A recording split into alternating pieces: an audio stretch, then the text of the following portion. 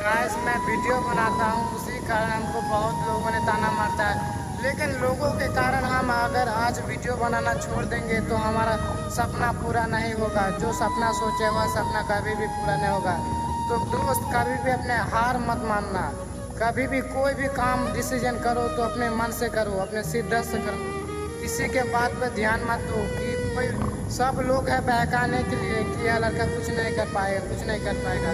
लेकिन हमारा दम है कि हम एक दिन कुछ करके दिखाएंगे। गाइस, आप लोग सपोर्ट करो भाई लोग। आपसे एक लाइक और कमेंट शेयर ही मांगते हैं। आप लोगों से तो पैसा वैसा कुछ मांगते नहीं है गाइस।